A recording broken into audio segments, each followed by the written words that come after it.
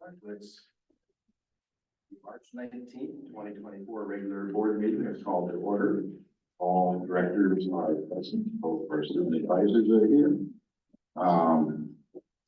Can you please join us in the pledge of allegiance? I pledge allegiance to the flag of the United States of America and to the republic for which it stands, one nation, under God, indivisible, with liberty and justice for all.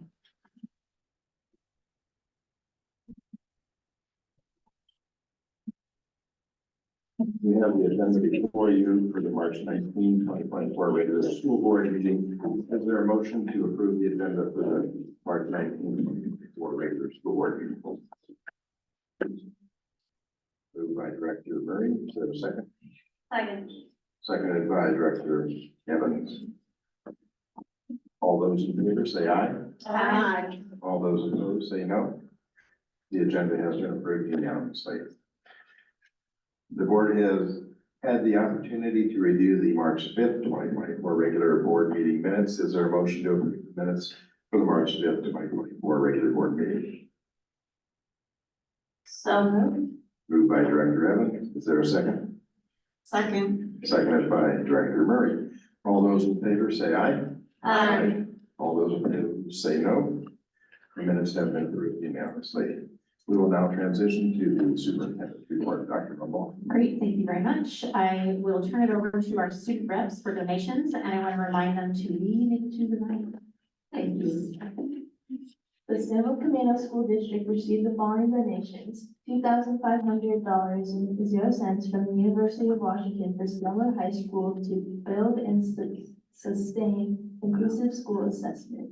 $1,763.35 from the Skagit Symphony to cover the transportation costs for the 5th grade elementary field trips to the Peter and the Wolf performance at the Skagit Symphony in Mount Vernon. $440.25 from the Twin City PTA to cover the transportation costs for Twin City Elementary School field trips to Squamish Tribe Community Center. Thank you very much. We are grateful for our donations, and we will be sending out an acknowledgement to all of these donors. Let's go ahead and transition. We'll do a couple of things. We'll begin with our Cedarhome Elementary School Board report and their shining star. And then right after that, Principal Pai, come on up for your shining star. And I would remind those at the podium to also lean into the mic. Okay, I'm ready. Got it at the right height. I'm in charge of the playground too, so let's see if I can do that. All right, well, I'm excited to be here tonight to talk first around our work at Cedarhome on our AAP for this school year. Yeah, good. Let's go to arrow. And pointing at a certain spot.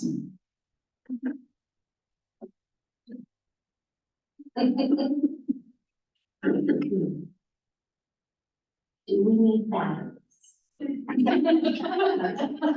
we go.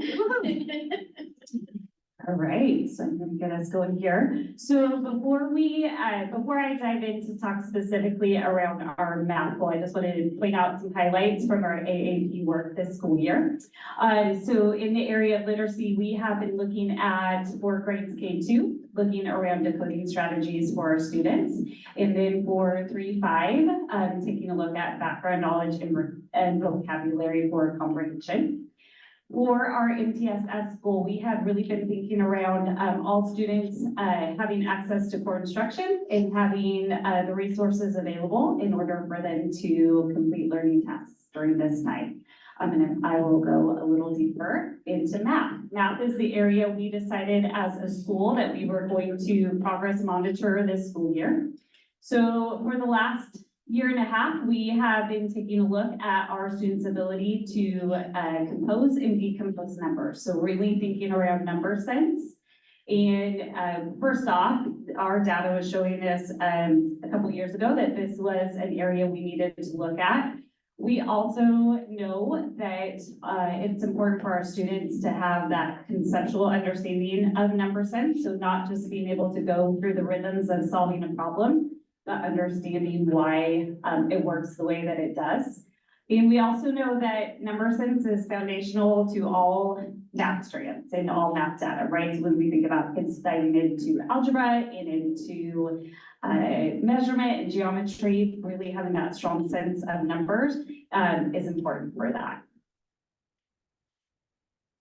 This fall, we as a staff really took the time at individual grade levels to think about if that was our goal, big picture for Cedarhome, what did that mean at each grade level? And what classroom assessments would help us to know how our students were doing and what we needed to do next. So this shows at the different grade levels what our grade level teams decided on as far as classroom-based assessments around that area of number sense. And I would point out 4th and 5th grade really decided to take a look at looking at our pre and post assessments within our math curriculum in using that data to help us make decisions for our students. One of the strategies we have been focusing in on for the last year and a half is the concept of number talks. And so that's really an opportunity for kids to get to talk through how they solve problems. This is an example from one of our 5th grade classes. I mean, as you can see, it's an opportunity for us to record student thinking, record different strategies, really give a chance for kids to talk through what they know about numbers and to learn from each other those different strategies around solving their problems.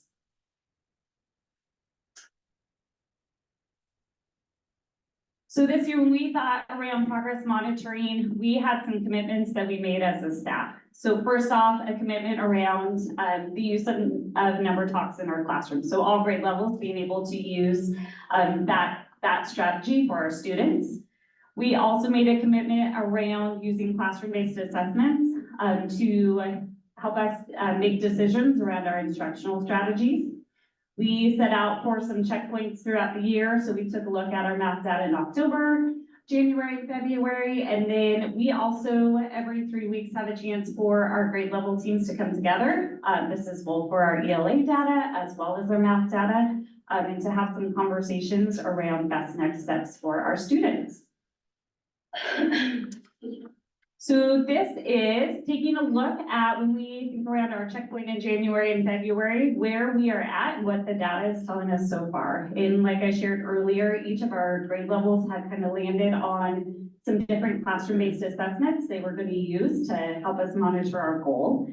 So our data looks a little different at each grade level as well when we take a look at where our kids are at. I think definitely it had some great celebrations at all grade levels around growth for our students. And I think also at all grade levels, that question of, okay, what else do we need to consider and think around when we think around kids that maybe aren't making the growth that we want yet, what those best next steps are. So in thinking around that, a few things I would love to share. So connected to that question I just posed around, okay, what else might we need to do? We have some grade level teams who are diving into math intervention process through what's referred to as Delta Math, in implementing some screeners, some assessments that can help us really pinpoint where some holes might be that we can intentionally target. And think around what that will show us about student learning that we haven't uncovered so far. We also, through our conversations, I think are in a constant conversation of how else might, in what new ways might we teach something or a math concept for our students. So whether that's getting hands-on opportunities, new visual ways to teach that, I think that's a piece each time we've looked at the data where we've really asked ourselves that question. And then we also have a last checkpoint for this year coming up in May. Which I think will help us not only in reflecting on how to end the year for our students, but also where we might need to go next as a school when we think around that math AAP goal. All right, what questions do you have around the Cedarhome map? I just had something simple. I was just curious, how did you guys come up with doing the checkpoint in January and February fully, or is it part of the school doing it in January and part of the school is doing it in February? That's a great question. So we took a look at opportunities we had as a whole staff to come together on our PDW Wednesdays and plan for 4 intentional times. The interesting piece about the January one is that ended up being, I don't know if that was a snow day or a late start that day, but anyway, that day didn't occur quite in the way that we thought it was going to. So we had to kind of mold and adjust, in that way. But initially we had hoped as a whole school to talk in January and then toward the end of February as well. Yeah, I was just kind of curious about that because you have that winter break and all of that, and so I didn't know how that would maybe affect your checkpoint. Yeah, I think too, just in thinking around, something we know is when we come back in January from winter break, there's that amazing month of January to kind of dive in. And then just thinking around when we get close to that end of February time too, but yeah, thank you. Good question. So I saw in there a lot of like you meet at your grade level to talk about data and where you're going, where you're at and all those things. At the end of the year, when you talk about, so you say coming up in May, you have this next checkpoint, where do we go for the next school year? How do you do that handoff from like, say, those students moving from 3rd grade to 4th grade? How do you do those handoffs from 5th grade to middle school? Like, what does that look like in part of that checkpoint and sort of where we're at? Yeah, I think that's a great question. Maybe something I would share before directly answering that. When we have our 3-week checks with grade levels, we have actually put in place where it is a grade band. And I think that has helped a little bit in some of that transition and just understanding, okay, what's coming up to us type of piece. So our K1 meets together 2, 3, and then 4, 5. And I think that will help us in that transition piece in May, because we've had those combinations of staff through the year to have those conversations. So, yeah, good question. Thank you. And on the question of the comment, you used the term number sense. And I ran a college professional pilot program when the parents or whoever would ask how much math I need. The answer was basically that. 4th grade math understood extremely well. That's what you need. And awesome, thank you. Thanks for sharing. Right, well, I am also very excited to get to present a shining star today. So Anya's here, if she wants to come on up. You want to come on up? Nobody told her she had to come up there.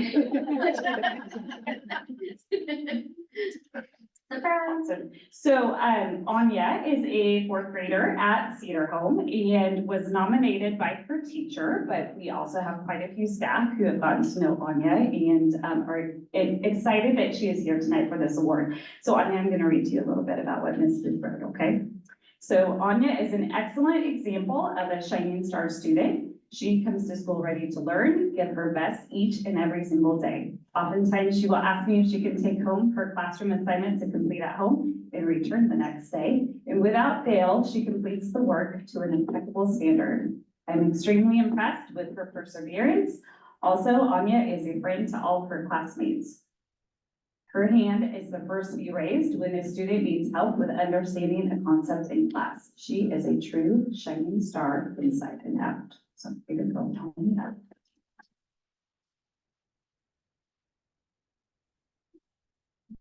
Anya, we're gonna get a picture with you. Yes, and I think this student even agreed to come on up and get her picture with us too. Head right over here.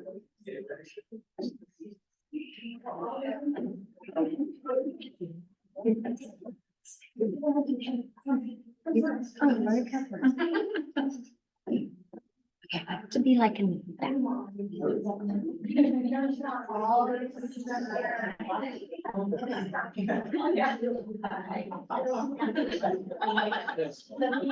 Process first. Okay. So the first thing. So everybody's gonna make a mistake.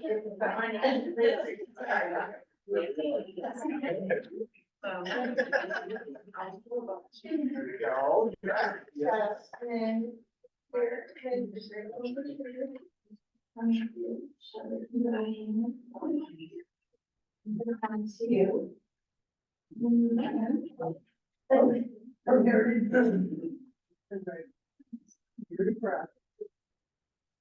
we have our energy for picture. We're all gonna do that. We're all getting it. What do you think?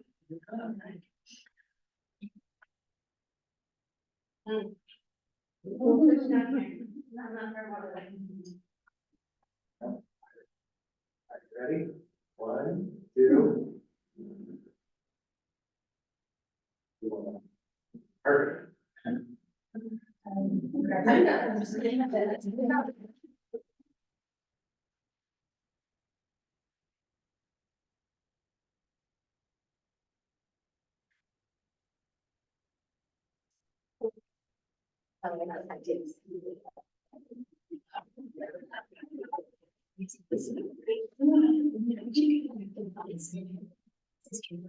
gonna transition to Principal/President Pike.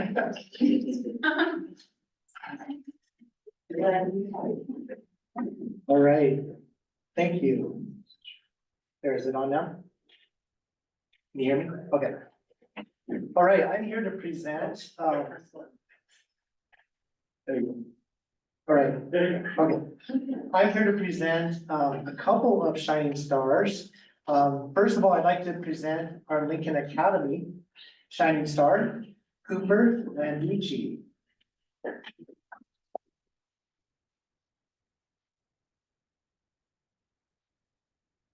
All right, Cooper. I have some words to say about Cooper here. So Cooper arrived at Lincoln Academy and was upfront about how difficult the pandemic was for his academic progress, like many other students.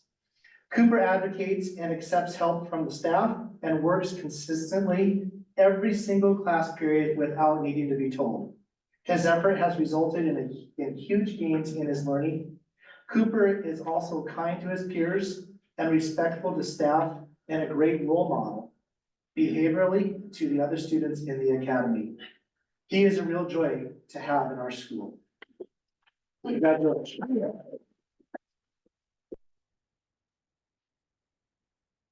Go ahead and bring your second student up and then we'll do the show on the side. Okay, all right.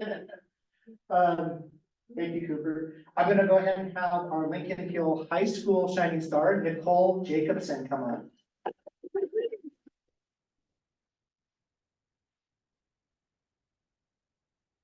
I'll say a few words for her. Hi. Nicole comes ready to learn and participates in discussions daily. The insight gained from her contributions always builds up the class discussions.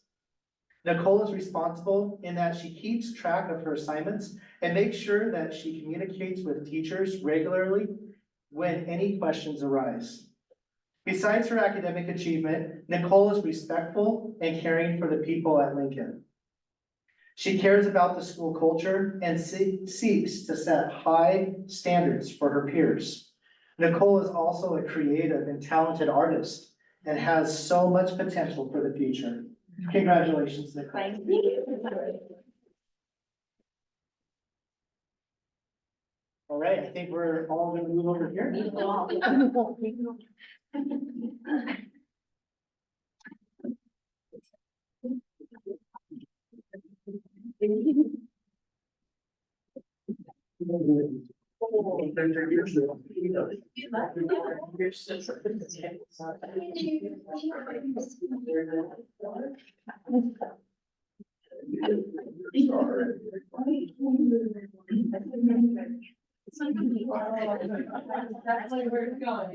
That's just too. There's no place that Alright, Cooper, here you go. Here is your star. This is yours to take home, so you get to keep that. Ready that, and then find yourself your desired location on our beautiful wall. Look at that. Alright.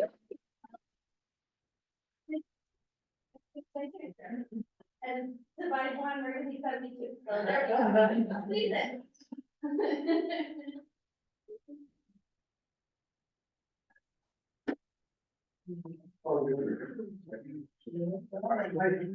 Right there. Yeah. Oh, Yeah. we have both shining stars.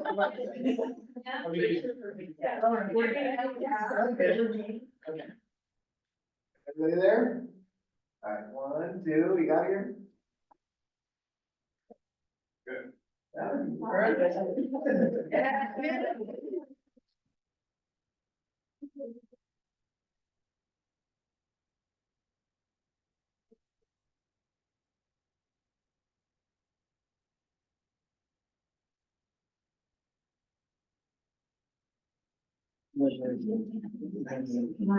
thank you for that. That concludes our Shining Stars and our school presentation. So families are under no obligation to stay. It's totally up to you. But we will not feel bad if you go home and enjoy the rest of your evenings.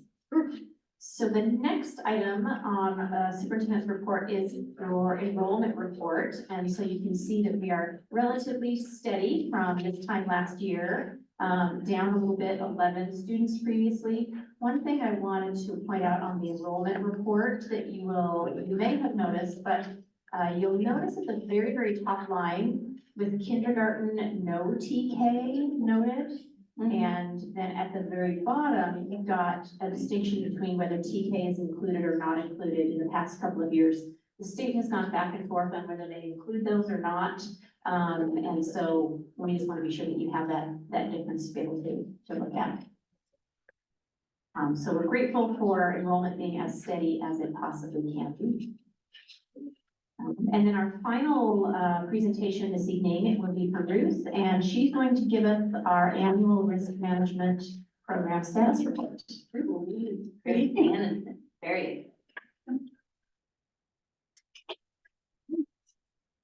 Good evening. I do want to provide a report on risk management tonight for you. Highlighting our promise, risk management helps our students learn in a safe and secure and inclusive setting. And it just really is important that we maintain that safety for our students. And it really is highlighted here in our promise under inclusive setting so that they're prepared for the future of their choice. First, I wanted to highlight the policy that is specific to risk management. That's the policy 6500. There are many of our board policies that support these efforts, as I'll mention later, but 6500 is the one that's specific to risk management. And it establishes the risk management program to reduce or eliminate risks where possible, and to transfer to an insurance company, or in our case, a risk pool, those risks that the district can't assume. It also authorizes the district to join a risk management pool, as well as a couple of other things you see there. Washington Schools Risk Management Pool, also known as WSRNP, is our local pool, risk pool, and it's a self-funded interlocal cooperative of its member school districts. It was formed in 1986 to provide property and liability coverage for school districts, educational services districts, and other cooperatives. It's governed by a board and elected by the members, and provides risk management, loss prevention, and a host of other services to its member districts. Some of those services include providing industry expertise, on-site walkthroughs and risk assessment of things such as playground inspections and other risks on our property. Provides scholarships and grants. You may have heard of Vector Solutions. That is the mandatory training that all employees, and we also have a portion of Vector Solutions also where students can use that for training as well. And some examples of the trainings include contracts, athletics, boundary invasions. They also provide contracts suggestions. If we have questions about a contract, then we can send it to them and they can ensure that we have the proper language in there for insurance and risk purposes. Our contribution, which you may know in standard insurance language as a premium, is affected by quite a few things. We pay a base rate that's paid similarly by all members of the pool of districts our size. And another thing that affects the premium is exposure, such as the number of buildings we have or the number of vehicles, buses, things like that. Also our student FTE count, staff, etc. Risk is based on historical losses, both the number of those items, those claims, as well as the dollar amount of the claims. And then an organization's experience modification factor, that's a mouthful, we lovingly call it a mod factor, is our exposure or risk score compared to other members of in the pool. And a desirable mod factor would be below 1. Average would be 1.0 for the pool. Below, you want to be below, and we are below 1.0 in all areas except this one called errors and omissions, which I'm going to talk a little bit more about on the next slide. Errors and omissions are investigations and claims. They may be related to errors or misconduct by students or staff. It can include HIB allegations, that's harassment, intimidation, and bullying. It could include allegations of inappropriate behavior and all other misconduct. Misconduct can be student to student related or staff to student related. We do have we are going through a risk management action plan this year. We set it up at the beginning of the year with our risk, with the pool. And we have been updating our board policies related to errors and omissions, just to make sure those are as tight as they can be in line with WSSDA policies, as well as making sure that we provide the training related to these policies.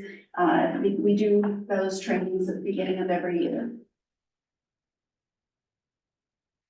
And then as a comparison for our most recent claims, our modification factor is based on many years, many historical years, but I wanted to highlight our most recent 2 years, full years of claim numbers and dollar amounts. In 21-22, we had 12 claims of about 32,000. And then in 22-23, we had 13 claims that was about 281,000. And the big jump there is related to 2 large property claims in 22-23 that you're all familiar with, related to the property damage associated with the freezing weather a year ago and resulting floods at the transportation building and at Cedarhome Elementary. That is my presentation, but I am happy to answer any questions. Thank you. Sorry. So I was wondering, when those, the report you just gave, what about student to teacher assaults or accusations? That It was any teacher to student, but I didn't see student to teacher. staff to student, yes, that is part of errors and omissions as well. Student to staff. But the student assaults Yes. a teacher, that's part of it. Oh, perfect. Okay. As well as teacher to teacher?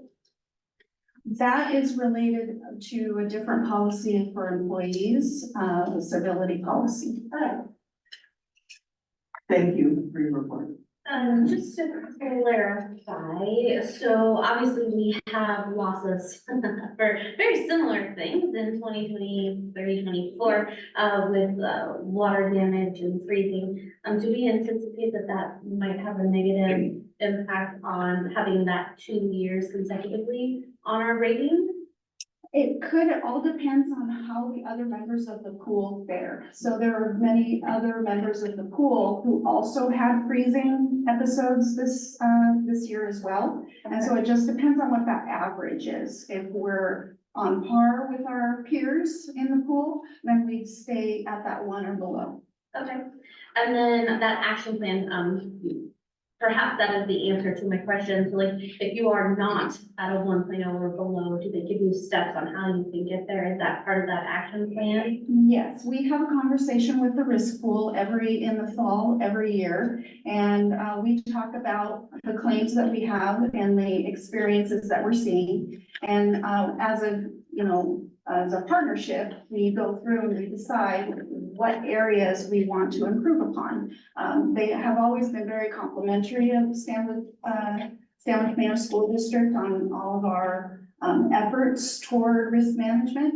And so it is a partnership where we decide, okay, where can we improve even more than we already are? And this was the area that, because the WAN factor is over 1, it seemed reasonable and the right thing to do to provide an action plan on that in that area. We are below 1.0 in all areas except errors and omissions. What's the number for errors and omissions? 1.00 something, I believe. I'd have to get back to you on the specific, yeah. Okay, thank you. Thank you, Ruth. Thank you. Appreciate it. And that concludes this report this evening. Thank you, Dr. Rumble. It is time for the consent agenda. Board members, are there any items on the consent agenda that you would like to pull and discuss? I would like to pull number 6, please. Number 6. Would you, Winter building restoration process. is there anything else anyone would like to? At this time, anyone in the audience may speak to an item specific to the consent agenda, if you would like.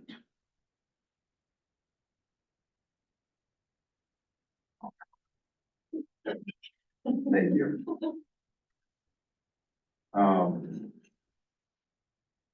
There's no one virtually that would like to talk on any of those. Okay.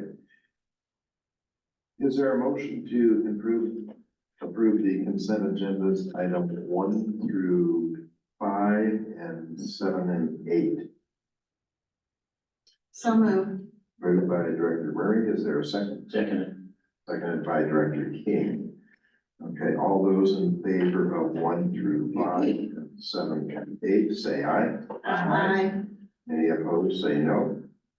The consent agenda has items 1 through 5 and 7 and 8 have been approved unanimously. Director Murray will item number 6 there, winter building restoration costs. Yes, I would like to have some further information about, what additional costs that we are going to see. For deputy superintendent. I think our deputy superintendent is ready to provide that.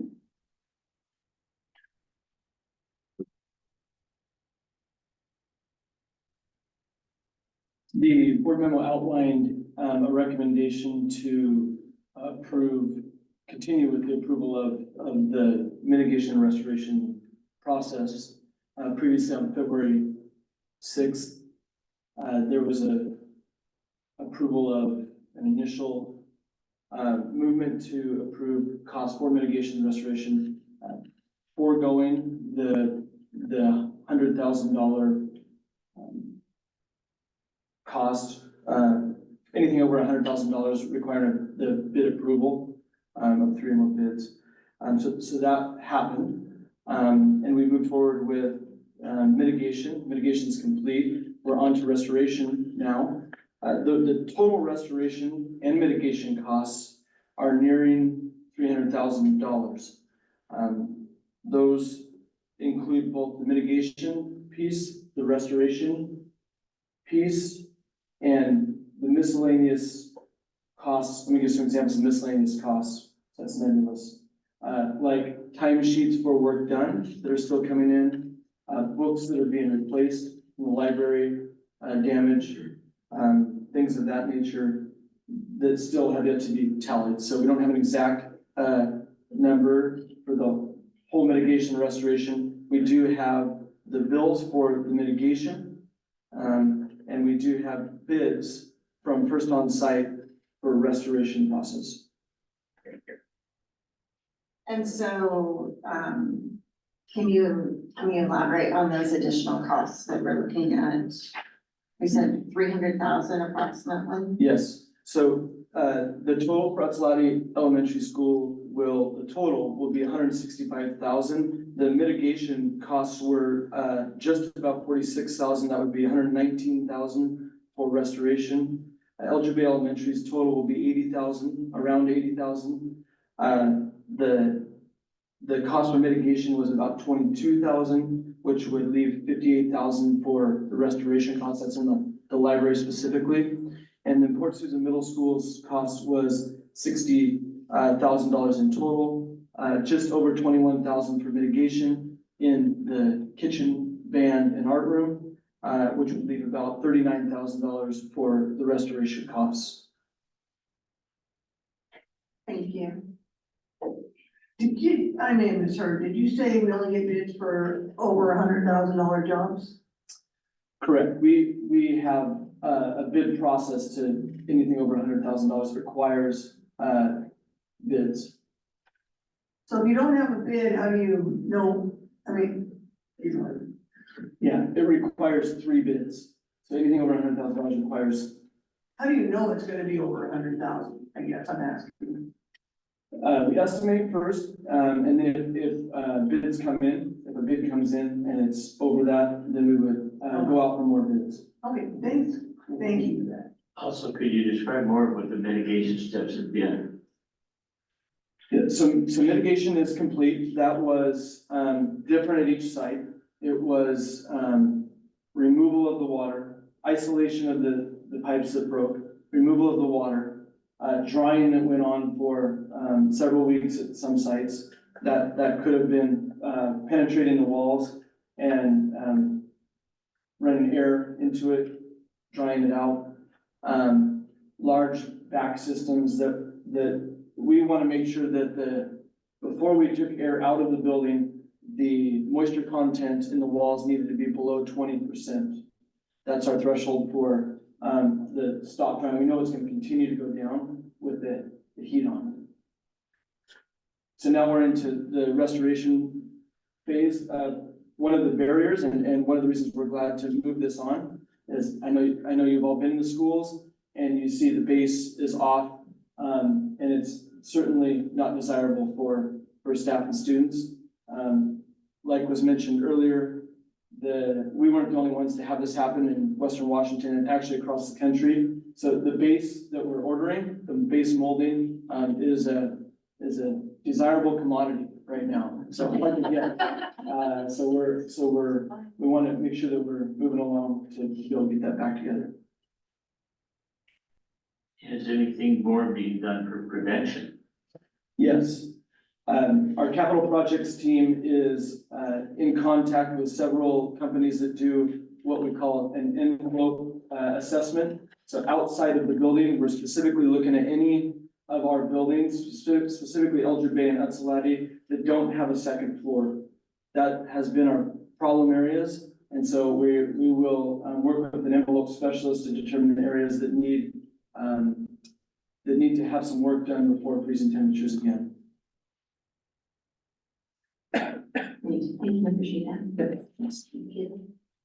Any other questions on item number 6 on the consent agenda before we go?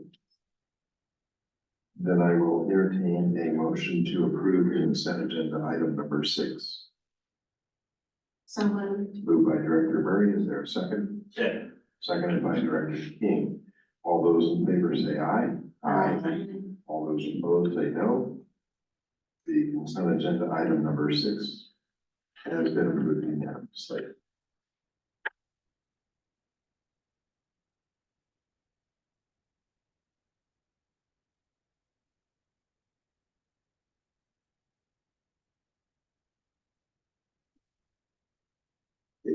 Public comment. Topic is scheduled for school board discussion. We have a first reading on policy number 6500, and that is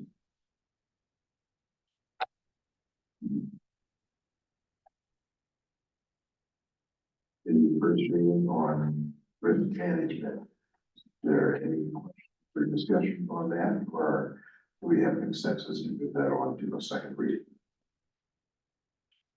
And we have consensus then to move that to a second reading. And the other revised policies, 6212, procurement and charge cards. Any questions or discussion on that? We have consensus to move that to a second reading as well. Those two will be withdrawn. Student advisor reports on legal business. Hi, I'm Dee Hartel, and I'm the student advisor for Lincoln Hill High School. And we had a student council meeting on March the 7th, and our student body and ASB officers talked about considering putting together specialized committees and leadership class. For example, an artist committee that makes promotional designs for events, and the student outreach committee to include the student body outside of the leadership class. This will be helpful in planning and organizing events more efficiently, but making sure it's fun for everyone who attends. We also plan to have a student council meeting more frequently, about every grading session. And our next student council meeting will be March 25th. We also talked about putting a suggestion box in designated areas for students to be able to put comments or concerns about our school. The student outreach committee would take care of filtering the notes and going over them with our leadership advisor. This Friday, our leadership team will be volunteering at the Philanthropy Awards. And March 27th through the 29th is early release. Our next pancake breakfast will be after spring break. The date is unknown right now. And lastly, I wanted to congratulate Nicole again. I'm very proud of her, to say the least, and I've known them for over 3 years now. And I'm happy I've grown so much with them, and I wouldn't have wanted to experience high school any other way. Thank you. All right. Hello, everyone. I'm Grace Pacheco, and I serve as the representative of Stanwood High School. Our campus culture committee has continued taking the lead on our annual care week. We're almost there. We still have a lot of posters to make for our poster wall, but each day we'll have a small uplifting morning greeting as well as lunchtime activity. At the end of the week on that Friday, April 26th, we will be hosting our student-ran thrift store called Thriftwood. Currently, we are making a script for a video promoting it, and we're revising that tomorrow. Our activities committee, we have found a date for our talent show. This year, the talent show will be taking place on April 9th in our SHS PAC. Auditions will be April 8th. Our Spartan Olympics will take place the whole month of May and end on May 31st. During the Spartan Olympics, each sport except for cross country and competitive clubs will compete to win prizes. Students who play the sport may not compete in that sport. Our advertising team, they are working on hosting our middle school leadership camp, which I'm really excited about with the big daughter there, and meet her and get to know her more, and as well as creating more promotional materials to uplift our campus. We are going around with all those shamrocks around the school, and we cut out a bunch of them and put them on all of our walls. And if you take them to our ASB teacher, you can get a sucker. Every student can get one, as well as they're continuing making posters. Our clubs and sports committee, they're accumulating and finalizing a plan for our pen pals with our elementary schools. More information will be coming out soon with that. And lastly, our assemblies committee has taken lead on our last pep assembly, which took place Friday, March 15th. During this assembly, the reptile man from Mingrove visited us. This assembly was very engaging and super fun, and I got to meet a crocodile named Lucy.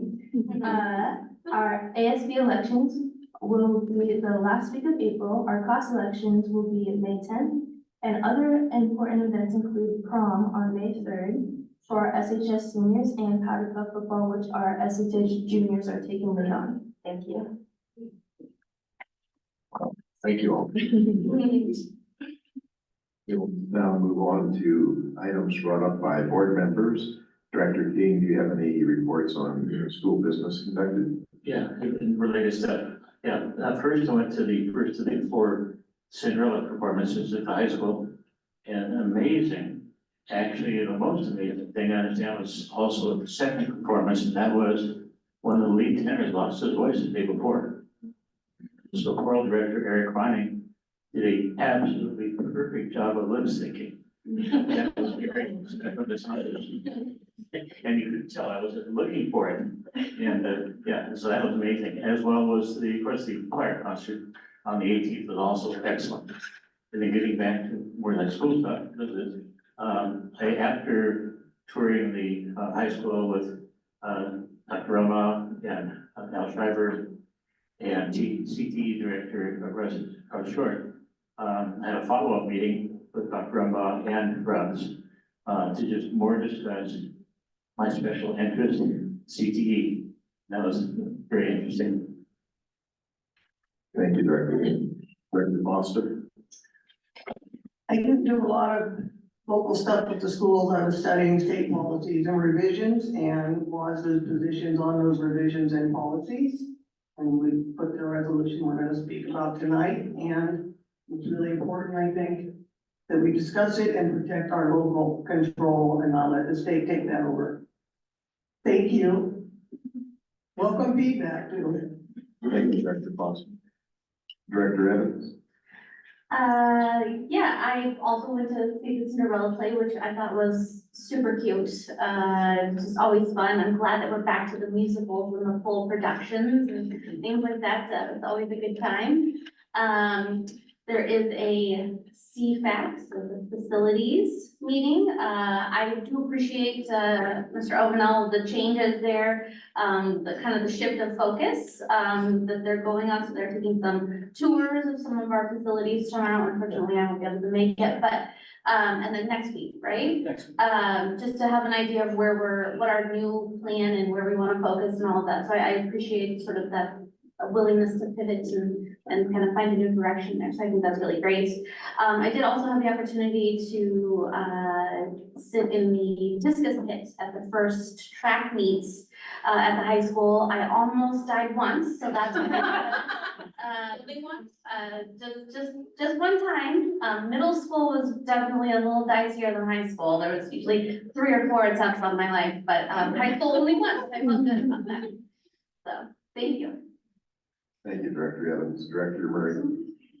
So I actually did also go to Cinderella, and I got to experience the lip sync version, which was pretty incredible. And last night I actually had my first WSSDA Resolution Committee meeting. So we are getting ready for the next session and getting that all set up to go. And then today I actually got to go to Tulalip and watch the bill signing for the tribe.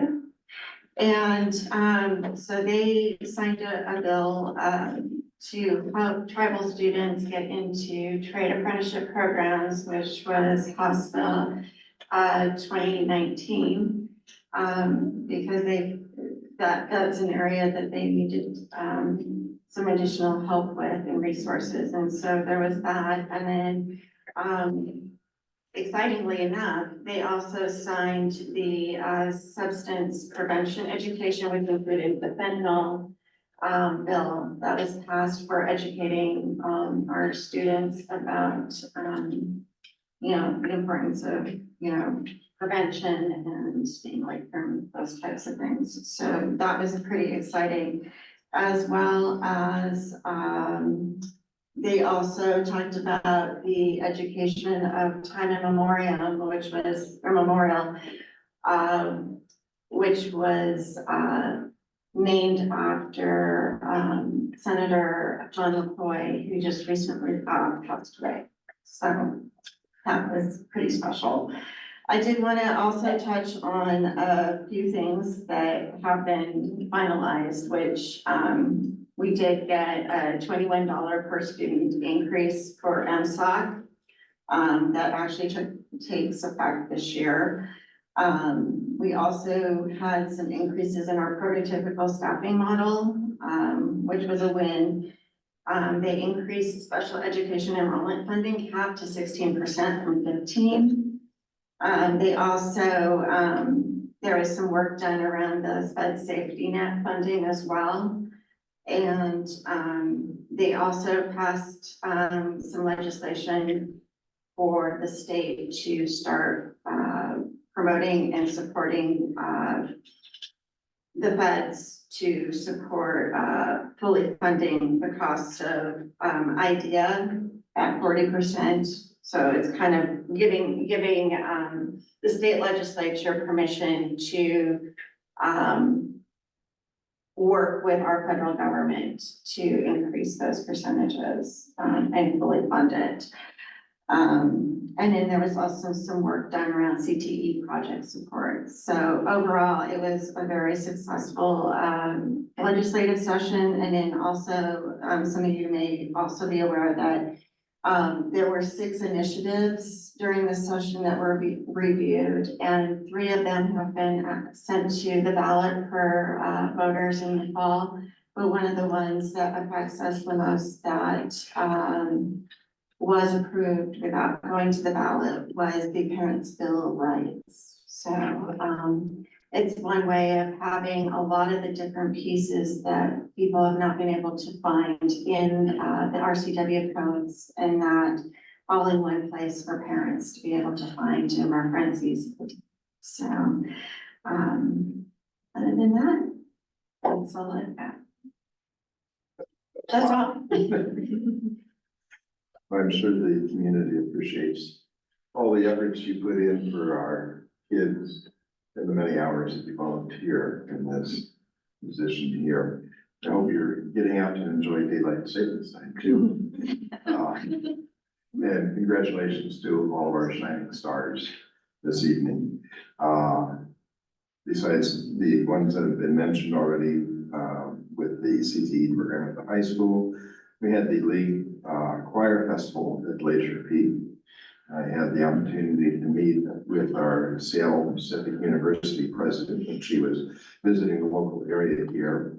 We did a fentanyl and opioid awareness night, thanks to the efforts of Deputy Superintendent Obanel, who put that on. We had the Assistant Special Agent in charge of DEA from the Northwest up here, our local drug task force, our school resource officers.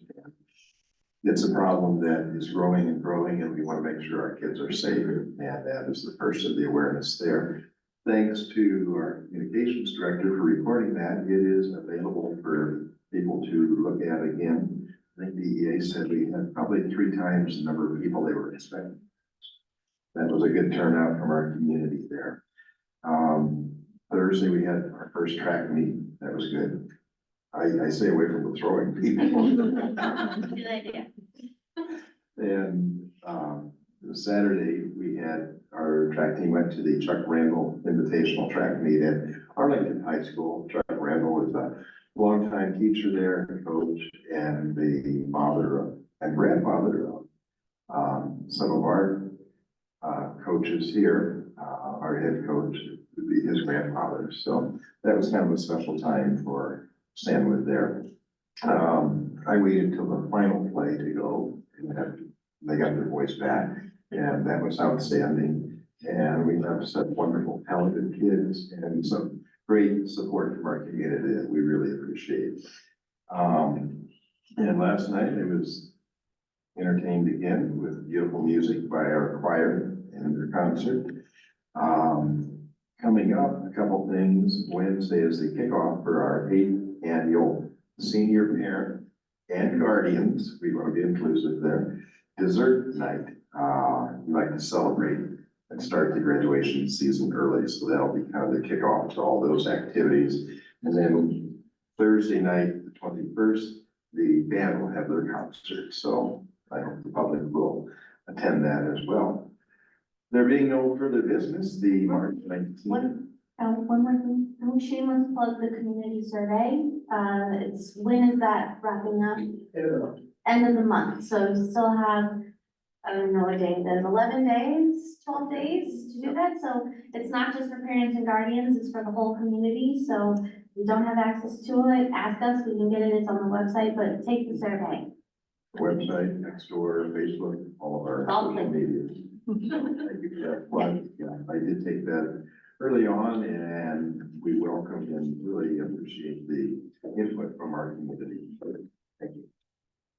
So, there being no further business, the March 19th, 2024 regular board meeting is adjourned and we will reconfigure the room for the March 19th, 2024 study session next.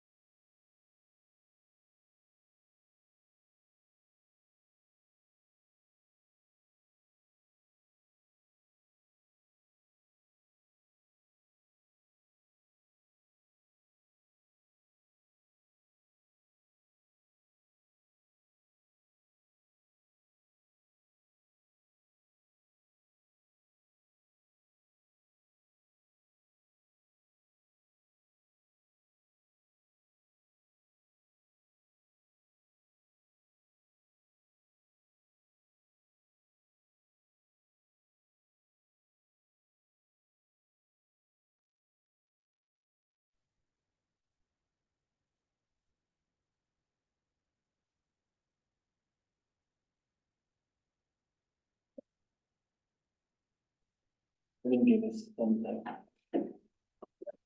We're waiting on Charlotte. Whatever, that's good.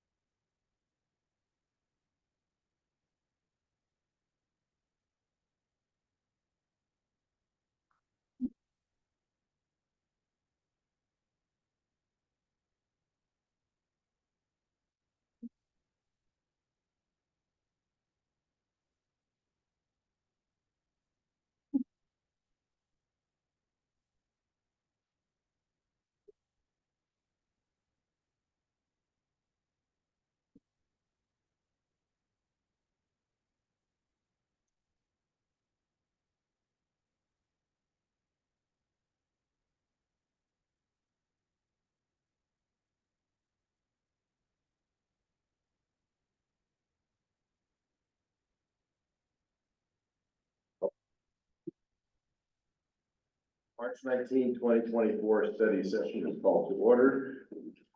All of our directors are still present. Thank you. And our student advisors are here and staff. Appreciate you being here. We have the agenda before you for the March 19, 2024 study session. Is there a motion to approve the agenda for March 19, 2024 study session? So moved. Thank you, Director Evans. It was moved by Director Evans. Is there a second to the motion? Second. Director King, thank you. All those in favor say aye. Aye. All those opposed say no. The agenda has been approved unanimously. So discussion of the agenda item. Who wants to start?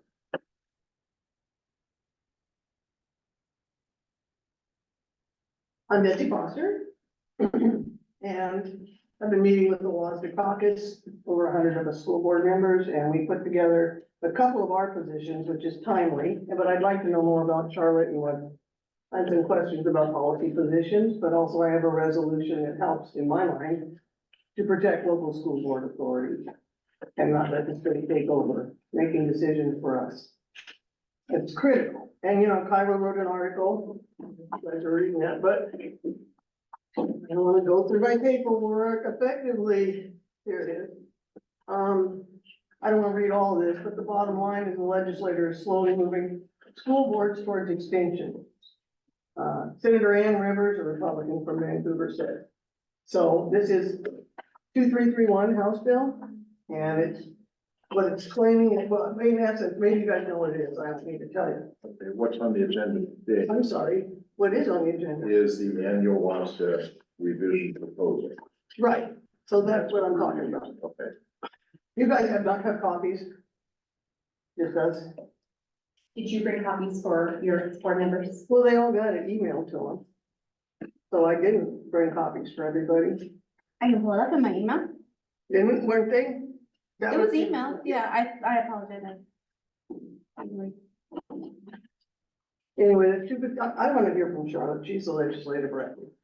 I guess I'm not quite sure what I'm supposed to be discussing.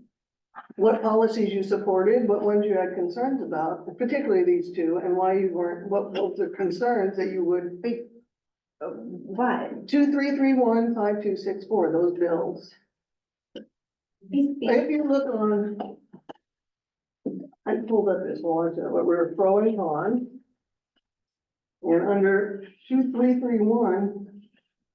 It says we had, had concerns, not a pro, not a con. So what were the concerns, I wonder? But that's not what the agenda says. So it's about these positions. All right, okay, I'm new, okay, I'm new. Right, let's, Okay. I'm sorry you don't all have copies, honestly. I mean, well, I don't know how I can explain all of it. It's 7 pages. what I'm looking at here has a total of 7 proposals below. 1 through 5 are amendments to existing positions. And number 6 and 7 are new positions that someone created here. Yeah, who's A caucus. we? Over 100 of us new school board members and existing. Does that just have a- It's a caucus. Is there a list? So I genuinely have no idea. I I did didn't have- know that that was a thing, so I don't know. Like, is there like a list of members or member schools Or or? we just get together and talk about how we can help the schools and have Looks like an questions. informal group. Exactly. There you go. Okay. But they're brilliant, I think, and they're open-minded, and I don't want to read these positions, so I don't know how we're gonna handle it. Well, let's look at amendments to existing positions. Okay. Number one, the existing position, local board adoption of core instructional material. That's the way it is currently.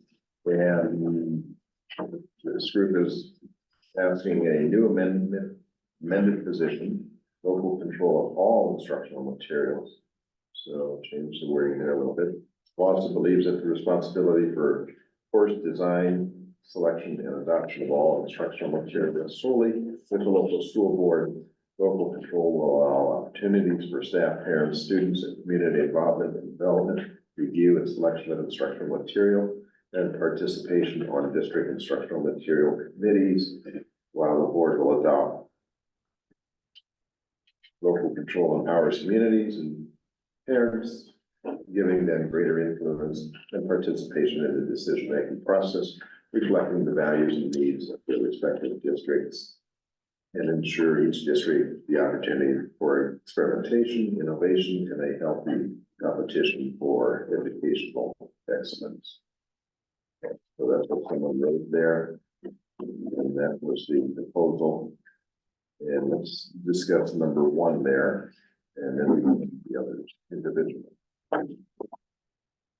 I wonder just by way of, convention, Director Foster bringing the items forward, is it possible for you to walk us through the original position and the amended position? I don't think I'm in a position to do that tonight. I mean, it's pretty laid out. I haven't committed it to memory and I don't want to read it, you know, I mean, they can read it. It's right here, you know, I mean, do I need to articulate all that? Well, Because we're trying to figure We're out. trying to understand why you Difference. want to change the language. I don't understand. Okay, so our rationale, we can read the rationale on number one. And it is local board control, our rationale for changing this. Number rationale, is strengthening the position from just adoption of instruction materials to local board control. All aspects of instructional material, this is why we're doing it. Material with explanation, this will also help with ones that advocates for local control during the legislative session. Can you explain to me what that means? Like what's to local control of all aspects of instructional material? Like what does that mean? All instructional material. We're But gonna- what is local The control school mean, I board, guess? the school board and the stakeholders and the students and the staff. So but how, how is it? I don't understand. I don't understand enough to even articulate a question as to what. Did you read this? I sure did, yeah, I did, and I don't, Okay, we can cut to the chase. Let's keep this simple, okay? I mean, because the real deal is we're gonna talk about the resolution. Do we need to talk about all these seven before we go to the resolution? That we're proposing? like, if the resolution is these things, It is those things. It's one page. Where is that? so but, Right here. Red, resolution. so Save time. would you like But I- to borrow okay. your copy? So if I have questions for other board members, when is an appropriate time to do that? Now, And just, I just got told no. yeah, so what we are required to do through the Open Public Meetings Act is to conduct all of our business openly and in the public, which means items have to be on the agenda. That way the public knows, oh, the school board's gonna So talk we about gotta stay. X, Y, Z, I wanna come hear that. So if we were to diverge and talk about the Super So Bowl. we shouldn't talk. Right, and that's Okay. only because we would want the community to know the content of our conversations. It's not intended to Oh, restrict. no, I concur. I just want to know when the right time, so I can follow the chain of command and the protocol. so it would be a setting like this, but whatever you wanted to discuss has to be on the. Well, and it is. So far, we're so good, right? It's on the agenda and we're discussing it. So this is on the agenda, This is and that resolution. is on the This agenda. is what we need to talk about before April 8th. They need these by then, time sensitive. And I don't want to contradict Charlotte. That's why maybe we need another quick meeting to find out what she supported and if that was a consensus of the board. And, you know, I'm not trying to reinvent the wheel here. I'm just trying to improve it. Well, it sounds like you went outside the board collective. You No, went these to- are friends of mine, Charlotte. But we operate as a board. I don't, I'm an altogether. individual. I did this individually. Okay. That's why I'm here and bringing it to you, since I did the footwork. So your question is, do we as a board support this amendment? No, This- okay, this that's proclamation? all we need to talk about is this. I need background, and that's what that is. This is our resolution that we're proposing. And we can adopt it or we can reject it. We can do still free concrete, whatever we want to do. I just presenting this to deliver to WSSDA before it's voted. So we can read it. You want to read it, Al? Okay, and if you have any questions on the whereas and the therefores, as we go over them, we can discuss them in depth. Can I ask a quick question? Sorry to interrupt. What's the connection between the resolution with the red font on the top and the other document? These are only recommendations, these other 7. These are what we would like to see happen, these positions. This is a resolution that we would like to turn into WSSDA to protect our authority. So this resolution would trigger WSSDA's review of our recommendation to look at the revisions. Coming in? If we were to sign the resolution, that would be telling WSSDA, we as a board agree with the set of revisions And with what's on here, and. we're only okaying this paper, if we okay it. I mean, it's, I'm just presenting it for your approval or non-approval.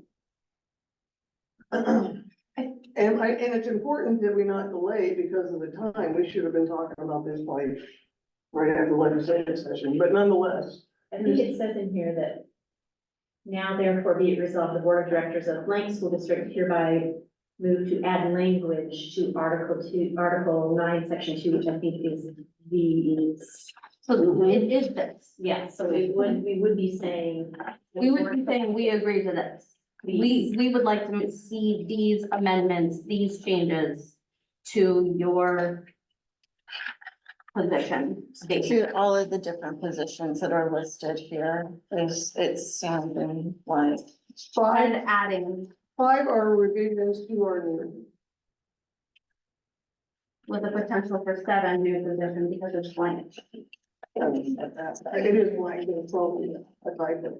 And it would be it for the results. No, there's a 7th. It says. Oh, it's on the back. WSSDA will not support any legislation that creates an unfunded mandate. So the unfunded mandate, we can talk about briefly. That's if the state says you're gonna teach how a zoo operates and you're gonna hire a staff to do that and administrators, but we're not gonna pay you to do it, but you will do it.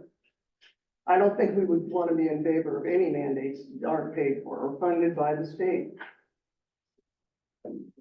I will be honest, I'm not comfortable with any of this because this was not something that was actually created Do you have by one? our vote, Okay. our board as a collective I'm in a bringing- work study session. I guess is. Well, you don't my have to sign it, stance. Charlotte.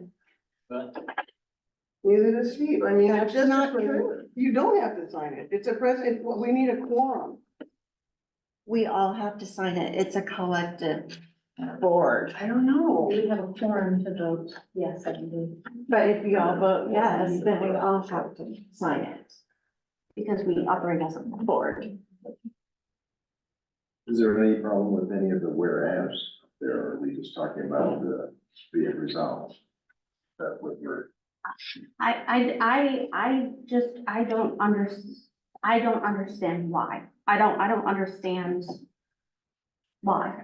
The rationale's there, so. No, I understand like, I read this, I get your but I don't understand why.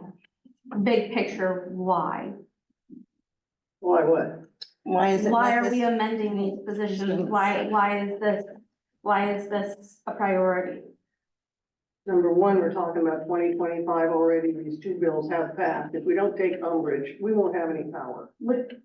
So if you guys, you can find fault and do whatever, I would like to understand why Charlotte doesn't want to sign what she takes, objection to.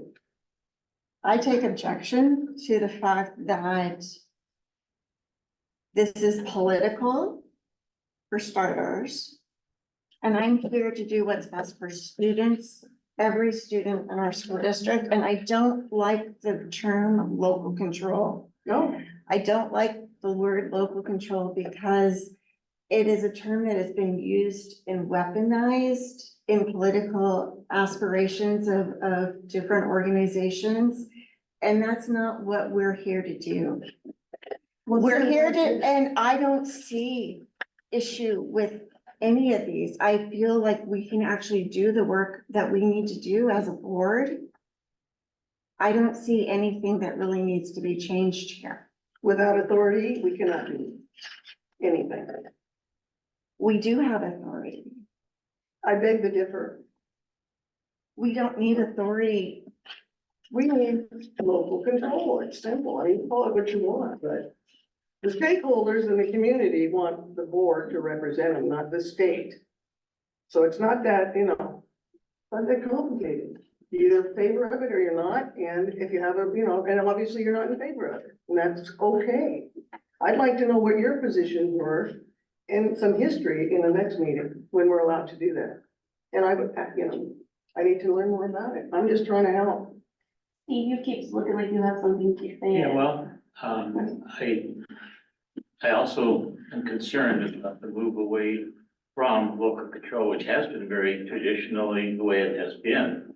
But over the decades at least, there's been a movement in the other direction to the Department of Education has more authority than it did before it was founded, for example. And the state seems to be like the new law, or changing the level of who's in charge. Alternative terminology. And so I would see this combination as just saying more elaborately, a lot of that stuff is already in the WSSDA policy. There's just expanding that, emphasizing this issue, my perspective. Thank you. I think if we back up and look at definitions, because when you say local control, Charlotte has a different idea of that. I probably have a different idea of it. So we want to really make sure we're talking about the same Well, thing. it is, the vernacular, and you call it whatever you're comfortable calling it. But effectively, that's what it is local control. Local school board stakeholders, children's parents, that's what local is to me. When I look at some of You. the suggested omissions, in the document brought forward, particularly looking at areas of diversity, equity, and equity statement, what I see is a proposal to remove, language like one believes in policy development to promote safe, secure, and respectful learning environments for each and every student. See, that has been proposed and discussed. Another area that I see proposed to be removed is WSSDA believes that in order to disrupt the systems that perpetuate achievement and opportunity gaps, local boards should develop and adopt a comprehensive equity policy which directs school districts to put in place strategies and engagement practices where diverse voices and perspectives are included. So when I see that language struck, and there's others, I don't need to read them because you have them. Well, everybody should have them, and actually I updated them, so. When I see that language removed, for me, that's not a conversation about local control. That is a removal of language to ensure that we fairly represent, support, and engage everyone in our system. regardless of and including race, identity, et cetera, protected classes. And so I have personal concerns around the removal of that language. It feels like we're moving in a backwards direction of where we tried to go to be.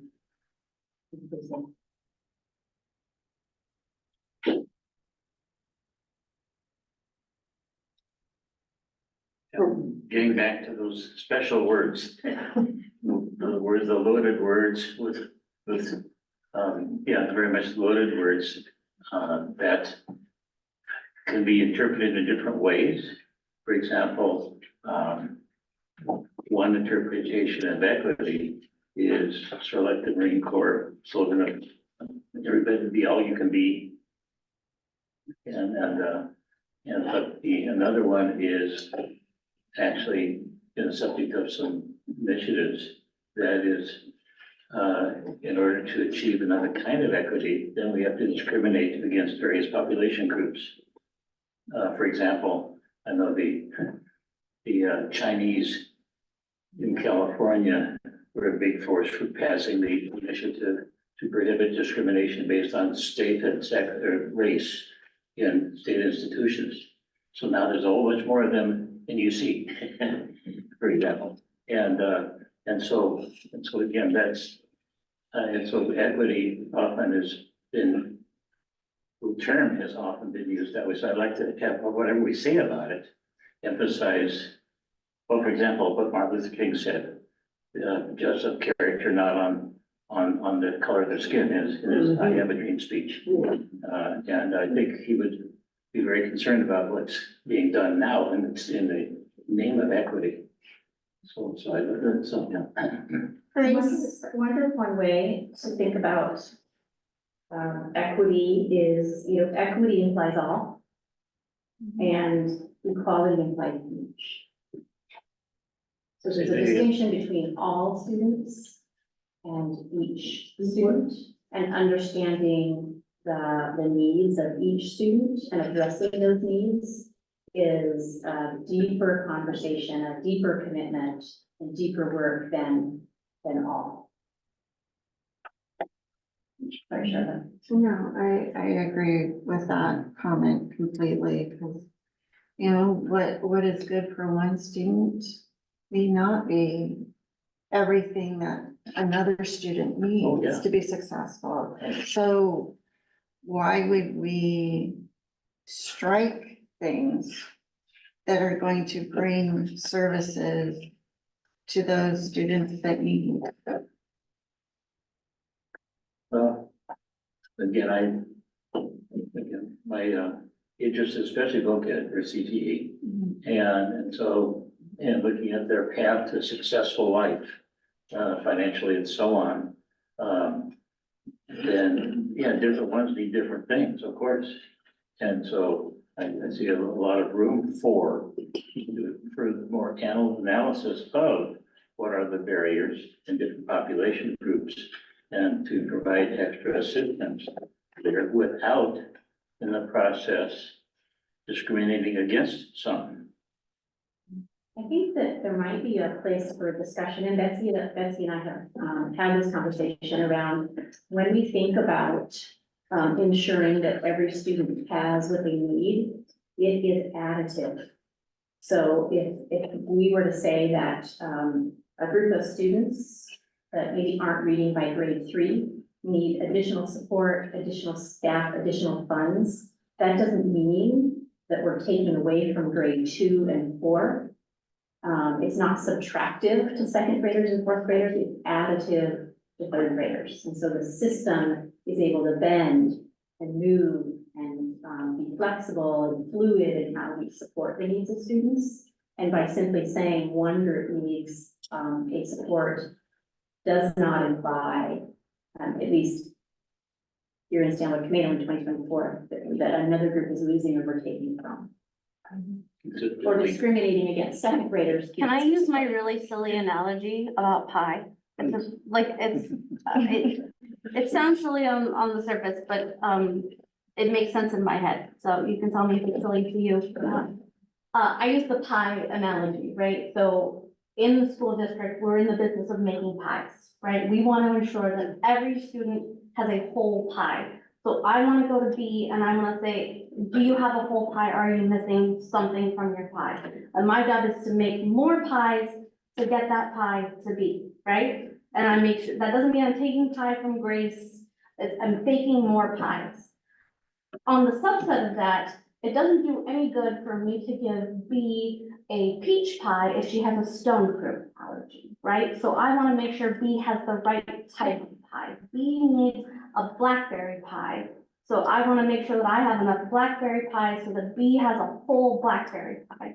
But also at the same time, Grace doesn't have a stone fruit allergy, so I have enough peach pie for Grace to have a whole peach pie as well. So our job as the board, as the district, is to make sure we have enough pies and enough pies of the right flavor, that every student is getting the pie that fits their needs and enough of it that they're full at the end of the day. That is my silly pie analogy that I use to explain equity and equality. Pie analogy, I'm going to get back to Deborah said, we have limited resources. And so we do have to decide how much goes for what goal. And I'm very much in agreement in targeting needs. But within the limited resources, but with I think one thing was emphasized in the equity training we took was equality of outcomes, not was the goal. That isn't going to happen without severe discrimination against some of the population, because to level it all out. Can you explain what you mean by discrimination? Well, yeah, for example, let's say we use a large part of our resources to help the 10% of the population that has the least potential for success, considering the family situation and other things that are big factors. Maybe like being homeless, for example, and single parent, drug addict, all that kind of thing. There is that kid is very, very limited potential with that background. And so you do need special help to get to the best it can be functional level. And, but would we be spending 90% of our resources on the 10% of the population to try to get them up to the top 10% of the population is? I would say we're doing it now. We're using a finite set of resources to work towards our promise, which is every student, not all students by design, it says every student. That's part of what the board hires Ruth and myself and Ben and his team to do, is to utilize resources in that fluid way. And the removal of this language would strip away that charge that we as a district have an obligation to each child, every student, and that it's important to know where our students are at so that we can make the right pie. Are they not getting hot now? I mean, aren't they all treated equally? No, So you not at do all. give it some feedback. Going to school, I get made fun of every day for the color of my skin, for my hair, for the way I dress, for the way I look. And honestly, right now, I'm just confused on what both of you are saying, because it just seems like a huge contradiction. It seems like you want to take out this language, but it seems like you also are for equity and equality. So I'm just confused on what you're saying and what you're bringing to the table. Good question. I'm kind of old, but I do know the Constitution, that we are all created equal, regardless of your color. It's about the content of your character. So in my mind, this is not only beating a dead horse, it is discriminating, and it is, the other parties that aren't marginal, allegedly marginal, I mean, we're all on the same team here. We're all Americans. Nobody has to be isolated, in my mind, we're all equal. Equity to me is what you get when you buy real estate and you sell it for more. The Constitution says we're all created equal. So there shouldn't be any question or discussion about something that's been working for 250 years, where I'm not a racist. I love everybody. So, and to assume that I am is insulting. You said Assume that I. Can I say something though? No, yeah, please, I wanna know. I'm here. I feel like, I mean, number 5 is what I looked at first. And I feel like taking away that language, then we're not requiring people to look at the problems that we experience every day. How can we? Can I finish? I mean, is equity, May I finish? oh, please, I'm sorry. This is a system that you talk about 250 years, right?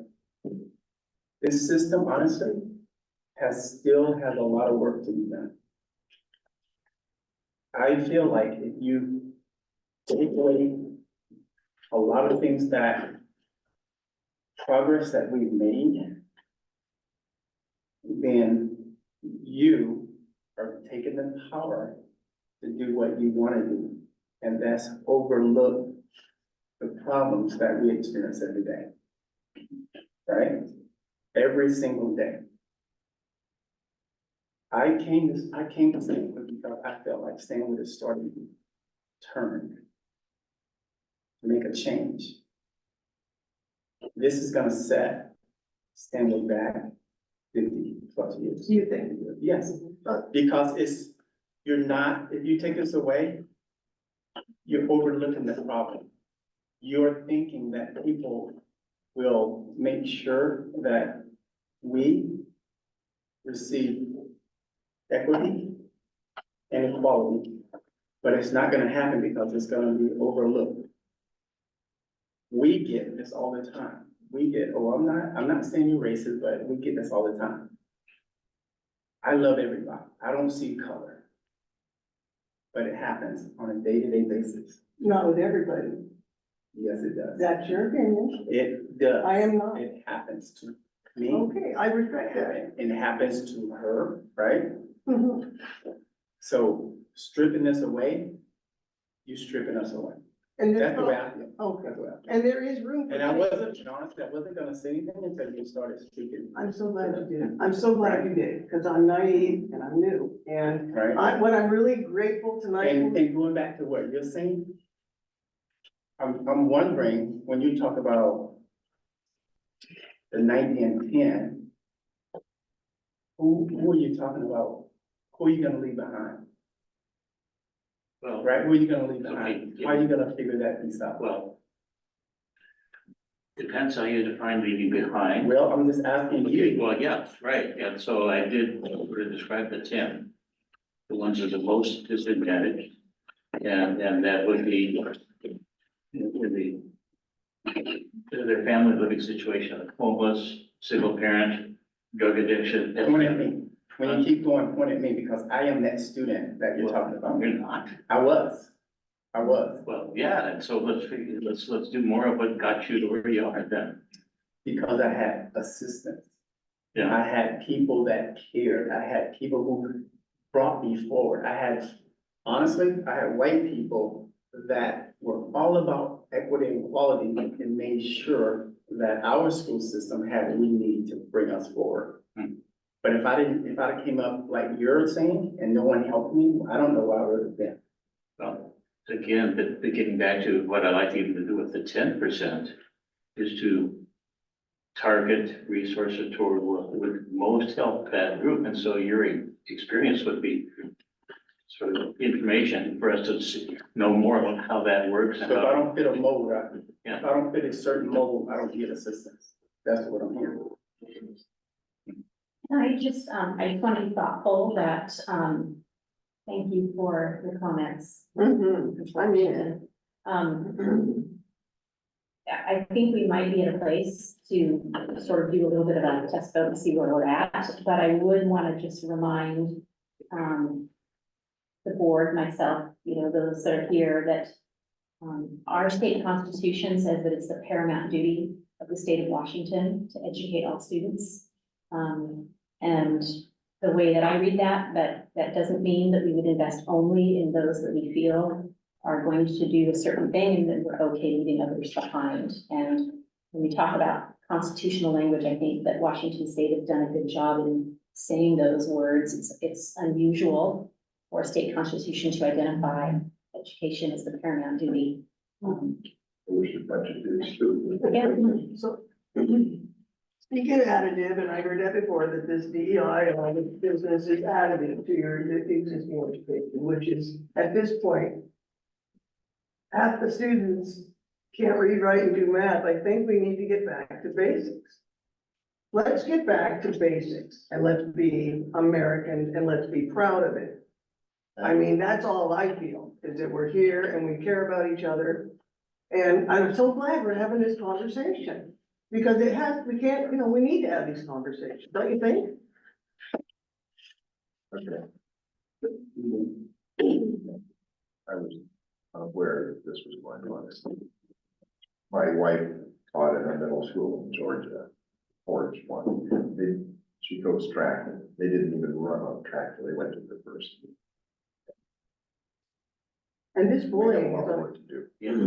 And I don't think we have consensus at this point to move forward on a resolution. I'd like to vote, a straw vote, Okay, and then I'm gonna find out if we only need 3. Okay. Because was the represents the board. Also, just parenthetically, I'd love to get more input from you two about what you mentioned. I'd like to know a lot more specifics, because that is very significant. And if there's bullying going on, that needs to stop. That's just obscene. It's not even just bullying, it's just students thinking that they have the right to say something like that when they don't. They're just taught like that. And you don't just learn that coming straight out of the womb, you're taught it. So I don't really know what I can say about it. It's happened since I've been here, since kindergarten, and nothing's really changed in Stanwood. So like I said before, this is just gonna take it back a lot.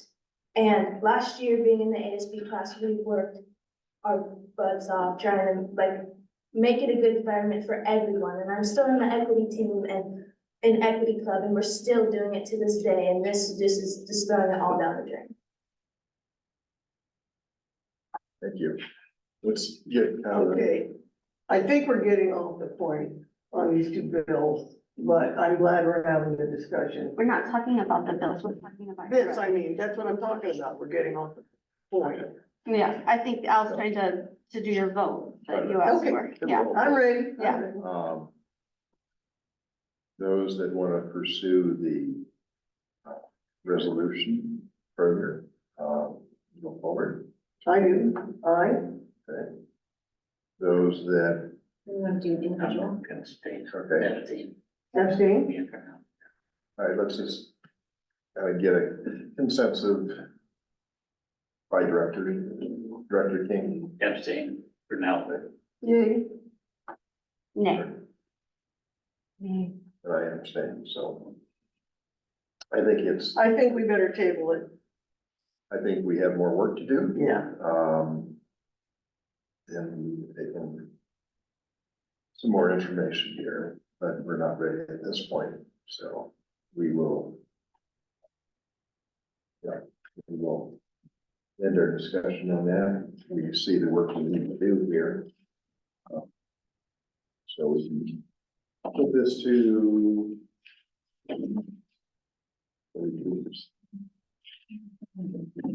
All right, so.